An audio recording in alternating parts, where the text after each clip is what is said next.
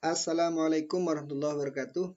Alhamdulillah berjumpa lagi dengan saya Sahrizal Pahlawi. Pada malam hari ini saya akan membacakan berita tentang Koalisi Indonesia Bersatu. Koalisi Indonesia Bersatu merupakan gabungan 3 partai ya. Yang pertama Partai Golkar, yang kedua P3, dan yang terakhir adalah PAN. Apa yang menghebohkan dari Koalisi Indonesia Bersatu? Ini dibongkar oleh salah seorang politisi senior P3 yaitu Habil Marati. Apa yang menghebohkan? Yang menghebohkan adalah menurut versi Habil Marati, ternyata KIB ini didirikan untuk menjegal Anies Baswedan pada Pilpres tahun 2024. Kita langsung saja baca beritanya. Kali ini saya kutip dari jpnn.com dengan judul Politikus senior P3 sebut KIB didirikan untuk jegal Anies Baswedan. jpnn.com, Jakarta. Ketua Forum Ka'bah Membangun, Habil Marati yang juga kader senior Partai Persatuan Pembangunan, menyebut Koalisi Indonesia Bersatu didirikan untuk menjegal Anies Baswedan sebagai calon presiden di Pilpres 2024. Hal ini karena parpol pendukung pemerintah hanya akan mengusung kader partai masing-masing. Harso, atau yang kita kenal dengan nama lengkap Suharso Monoarfa, cerita kalau KIB ini dia yang menginisiasi dalam rangka untuk menjegal Anies supaya tidak maju. Itu jelas, Harso ngomong sama saya, kata Habil Marati dikutip dari kanal YouTube Hersubeno Point di YouTube Minggu 9 Oktober. Habil melanjutkan bahwa ada rasa kebanggaan tersendiri di antara partai pendukung pemerintah. Karena KIB itu berdiri dengan tujuan salah satunya menjegal supaya Anies tidak dapat tiket dalam Pilpres 2024. Supaya tidak dapat tiket, kemudian saya bilang, kalau begitu akan saya tarik P3 dari KIB. Harso bilang itu tidak bisa, kata mantan bendahara umum P3 ini. Habil yang memimpin FKM dan beranggotakan para kader senior P3 di seluruh Indonesia ini, kemudian menegaskan kepada Suharso Monoarfa yang saat itu masih menjabat Ketua Umum P3. Jika demikian kondisinya, dia bersama FKM akan membantu membesarkan P3 agar lolos dari parliamentary threshold atau ambang batas parlemen. Namun soal dukungan kepada capres berbeda jalan. Saya bilang kalau begitu sama-sama jalan membesarkan P3, tetapi berbeda dalam mendukung calon presiden, dan dia setuju, kata Habil. Belakangan begitu mengetahui bahwa akar rumput P3 mendukung Anies Baswedan, maka Suharso Monoarfa pun balik arah. Hal itu karena dicurigai sering bertemu dengan Anies Baswedan bersama dengan E.F. Saifullah. Suharso pun akhirnya didongkel dari kursi Ketua Umum P3. Dia mengaku heran Suharso penggagas KIB itu menjegal Anies, tetapi kenapa dikudeta? Ternyata Suharso dijegal karena ditengarai sering bertemu Anies bersama E.F. Saifullah. Mantan petinggi PSSI ini menambahkan Anies Baswedan makin dijegal makin kian tinggi dan menjulang namanya. Hal ini serupa waktu Susilo Bambang Yudhoyono atau SBY kala masih menjadi Menko Polhukam dan sebagai dibilang sebagai kanak-kanak. Tetapi justru itulah yang membuat SBY melejit namanya. Jadi rakyat Indonesia ini tidak suka melihat orang terzalimi. Rakyat Indonesia ini akan membantu orang yang dizalimi itu, katanya. Habil Marati menyebutkan kondisi terkini ratusan kader senior P3 yang merupakan anggota FKM dan menguasai lumbung suara akar rumput bakal mendeklarasikan Anies Baswedan sebagai calon presiden di berbagai kota.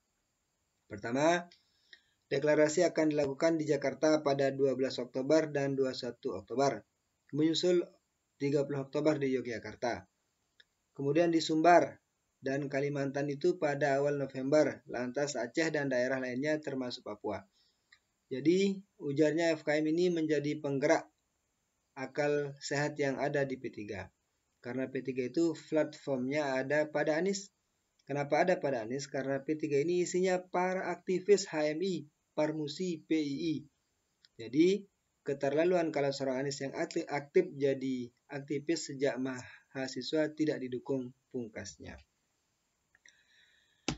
Jadi hadirin para pemirsa dimanapun saja berada, tentunya kita belum bisa mempercayai 100% berita ini karena hanya baru dari satu pihak saja, yaitu pihak Habil Marati. Ya, kita harus konfirmasi terlebih dahulu ke Suharto Monoarfa, benar tidak dia pernah menyampaikan berita seperti yang diceritakan oleh Habil Marati. Perlu diketahui bahwa Habil Marati ini merupakan salah seorang tokoh Partai Persatuan Pembangunan, ya. Salah seorang tokoh senior, bukan tokoh abal-abal. Beliau pernah menjadi anggota dewan dan berada di Komisi 11. Selain aktif di partai politik, beliau juga aktif dalam persepak bolaan nasional. Beliau pernah menjadi manajer tim nasional tapi hanya berlangsung selama 4 bulan. Setelah itu dipecat karena dianggap tidak maksimal dalam mengangkat prestasi tim nasional Indonesia. Tapi kita kembali ke topik bahwa sekali lagi kalau seandainya berita ini benar, tentu adalah hal yang sangat mencengangkan. Terdapat berbagai upaya, ya. Terdapat berbagai upaya dan berbagai cara agar menjegal jangan sampai Anies maju di Pilpres 2024.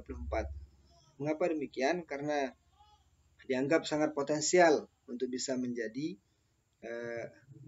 pemimpin, ya, untuk menjadi pemimpin, dan dikhawatirkan seandainya Anies menjadi pemimpin di 2024, dia akan mengoreksi pemerintahan pada saat ini.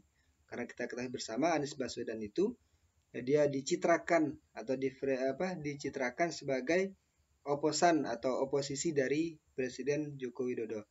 Dianggap orang yang bertentangan, dianggap orang yang tidak sejalan dengan Joko Widodo. Padahal kita ketahui bersama, coba saja perhatikan kebijakan-kebijakan yang dilakukan oleh Anies Baswedan, apakah ada yang bertentangan dengan undang-undang atau bertentangan dengan kebijakan presiden? Saya pikir itu tidak ada. Cuma sekali lagi, mengapa bukan Anies? Karena Anies bukan orang dekatnya Jokowi, ya. Bahkan Anies pernah menjadi Menteri Pendidikan. Inilah anehnya politik, ya. Pada saat di tahun 2014, pada saat Insinyur Haji Widodo mencalonkan diri menjadi presiden, Anies Baswedan merupakan salah satu juru bicara dari calon presiden pada saat itu, yaitu Insinyur Haji Joko Widodo. Dan setelah Jokowi terpilih, Anies Baswedan diangkat atau dipercayakan menjadi Menteri Pendidikan, ya. Menteri Pendidikan, akan tapi itu tidak berlangsung lama, dan setelah itu beliau dipecat sebagai Menteri Pendidikan, kemudian digantikan oleh kalau tidak salah digantikan oleh Muhadjir Effendi kalau tidak salah waktu itu. Nah, sekali lagi kembali ke dan sekarang, ya, dulu pernah boleh dikatakan menjadi tangan kanannya Pak Jokowi, dan pernah dalam satu kesempatan dalam satu acara ketika Pak Jokowi ditanya, Pak Jokowi kalau mau berperan, kalau mau jadi guru, ketika Pak Jokowi ditanya tentang Pak Jokowi maunya seperti apa, katanya. Beliau menjawab, saya maunya seperti Anies Baswedan yang gagah, terus penampilannya yang gagah dan sehingga meyakinkan, tidak seperti saya yang tampangnya andeso, kata beliau pada saat itu sambil guyon dan ditertawakan oleh bukan menghina presiden, tapi kemudian para hadirin terbahak-bahak dengan joke atau lawakan beliau pada saat itu. Nah, dulu kawan, sekarang menjadi lawan. Nah, seperti yang saya sampaikan pada kesempatan yang sudah bahwa di politik itu tidak ada yang abadi, tidak ada teman yang abadi. Mungkin dulu menjadi kawan, sekarang di lain kesempatan akan menjadi lawan. Di lain kesempatan menjadi lawan, ya. Di lain kesempatan nanti akan bisa menjadi kawan. Oleh karena itu kita tidak boleh terlalu baperan dalam berpolitik. Seorang politikus yang sejati adalah politikus yang mampu menjalin komunikasi dengan siapapun, yaitu kawan apalagi ya, yaitu lawan apalagi kawan. Nah, kembali ke berita, kembali ke topik, bahwa seandainya ini benar, tentu ada upaya sistematis yang dilakukan untuk menjegal Anies Baswedan maju pada Pilpres di tahun 2024. Ketika banyak bukti ketika beliau kemarin melakukan kunjungan politik atau safari politik ke Aceh, itu kita ketahui bersama bahwa sempat viral izin pelaksanaan atau izin kerumunan yang dikeluarkan oleh Pemda pada saat itu dicabut agar dicabut dengan berbagai alasan pada saat itu. Dan ada begitu juga di acara-acara yang lain menurut Willy Aditya, salah seorang pengurus DPP Partai Nasdem, ketika di Ciamis, ketika di tempat yang lain juga mendapatkan hal yang sama. Tentu kondisi ini tidak elegan.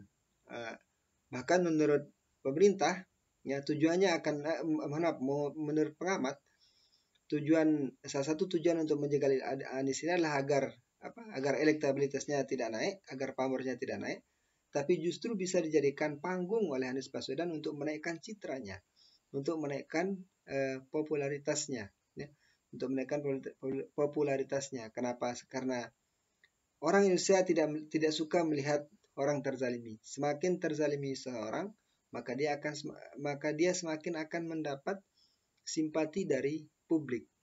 Ini pernah terjadi di Presiden RI sebelum Pak Jokowi, yaitu Pak SBY, yaitu Susilo Bambang Yudhoyono. Pada saat itu beliau adalah Menko Polhukam, sempat disebut oleh Presiden saat itu, yaitu Ibu Hajah Megawati Soekarno Putri, sebagai orang yang kekanak-kanakan. Karena sedikit-sedikit lapor media bahwa dia dizalimi oleh Presiden pada saat itu. Akan tapi yang terjadi adalah sebaliknya. SBY pada saat itu mendapat buah dari apa yang dilakukan, bahwa semakin dizalimi seorang, maka dia semakin akan mendapat simpati publik. Begitu juga dengan Anies Baswedan pada saat ini. Ketika pemerintah atau suatu pihak, ketika lawan politik misalnya, ketika lawan politik mencoba untuk menjegal Anies dengan berbagai kekuatan yang dimiliki, maka di saat itu pula dia akan mendapat simpati dari publik, karena karakter dari orang Indonesia adalah tidak suka melihat orang terzalimi, dan banyak fakta-fakta yang mengarah kepada hal tersebut. Sekali lagi, kalau berita ini benar, ini sesuatu yang tidak sehat pada demokrasi. Saya pikir kalau pemerintah khawatir, atau kalau lawan politik khawatir misalnya dengan keberadaan dari Anies Baswedan, kenapa tidak lawan politik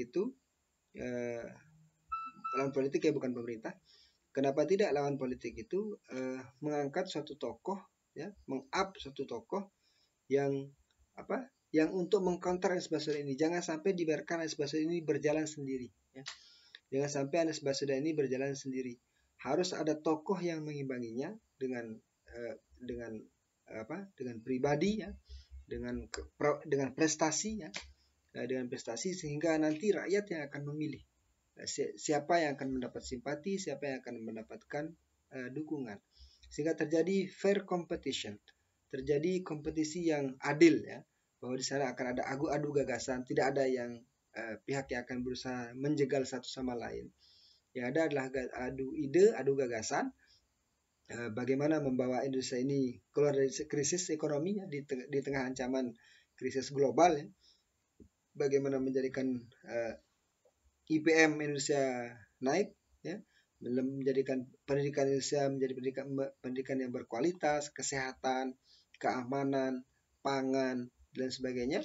Dimunculkan ide-idenya dari satu pihak ke pihak yang lain, dari satu calon ke calon yang lain, sehingga rakyat bisa membaca siapa yang cerdas, siapa yang hebat dalam melontarkan ide, dalam melontarkan gagasan, nanti dialah yang akan mendapat simpati dari masyarakat. Sehingga dengan begitu terjadilah fair competition. Di salah letak demokrasi yang sesungguhnya. Salah letak demokrasi yang sesungguhnya, bahwa siapapun berhak menyampaikan ide, pendapat, gagasan untuk ditawarkan kepada masyarakat, kepada rakyat, dengan berharap itu akan menjadi solusi atas permasalahan-permasalahan yang terjadi di Indonesia pada saat ini. Itu yang bisa saya sampaikan, lebih kurangnya saya mohon maaf. Sekian, Assalamualaikum warahmatullahi wabarakatuh. Jangan lupa like, comment, dan subscribe untuk mendukung channel ini berkembang dan bisa memberikan informasi yang ter-up-to-date kepada para pemirsa dimanapun saja berada. Selamat malam, selamat beristirahat. Sekian, Assalamualaikum warahmatullahi wabarakatuh.